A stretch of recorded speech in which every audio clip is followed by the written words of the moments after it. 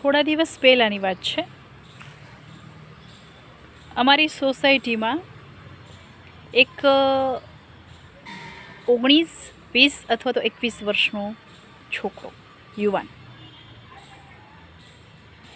એ પોતાની વધુ પડતી અપેક્ષાઓ, પોતાની વધુ પડતી લાલચ, વધુમાં વધુ પૈસા કમાવાની અપેક્ષા, મહત્વાકાંક્ષાઓ અને મિત્રોની થોડી અવળી વિચારસરણી અપનાવવાની વૃત્તિને કારણે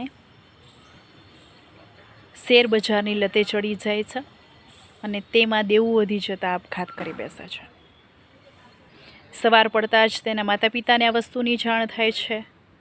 એમનાથી પણ આઘાત સહન નથી થતો. એને ઘણા બધા પ્રશ્નો ઊભા થાય છે મનમાં કે આપણો એકનો એક છોકરો હતો, એ ગુમાવી બેઠા, આપણી પાસે મૂડી નથી તો કઈ રીતે બધાઈને પૈસા ચૂકવશું, સમાજનો સામનો કેવી રીતે કરશું.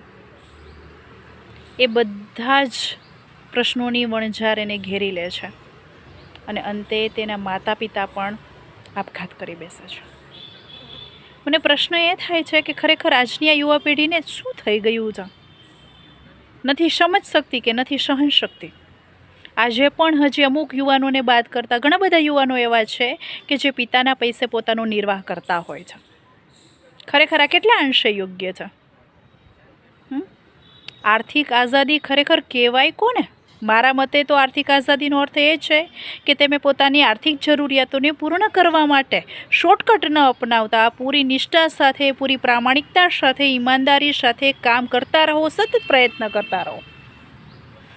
આ બાબતે પશ્ચિમી સંસ્કૃતિની વાત તરફ જો નજર નાખીએ તો એ લોકો આ બાબતમાં ખૂબ બેસ્ટ છે કે છોકરો પોતાનો મોટો થાય, યુવાની તરફ વળતો હોય એ સમયે ખુદ એના માતા પિતા દીકરાને શીખવે છે કે હવે તું તારો ખર્ચો ખુદ ઉઠાવતા શીખ.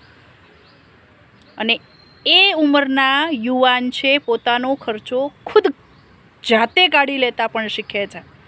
ત્યાંના મા બાપ એને પાંગડા નથી બનાવતા પરંતુ સ્વનિર્ભર બનાવે છે. એ વાતનો ખરેખર આપણને ગર્વ થવો જોઈએ અને એ વાત ખરેખર શીખવા જેવી પણ છે.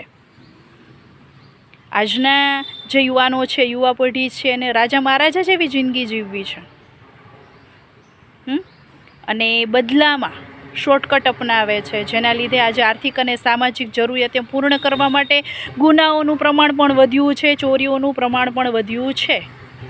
તમે તમારા બાળકને શીખવો કે આપણી જરૂરિયાતને પૂર્ણ કરવા માટે આપણે ખુદ સ્વનિર્ભર બનવું પડશે, સક્ષમ બનવું પડશે. અને જેટલે ઊંચે ચડવું હોય ને એટલું ઊંચે ચડવા માટે પાંખો ફેલાવવી પડશે.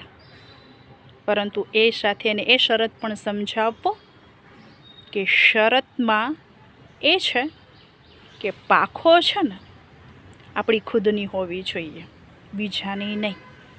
એટલે ખુદ જાત ઉપર આધાર રાખો, સ્વનિર્ભર બનો, બીજા ઉપર આધાર રાખીને આગળ ન વધો.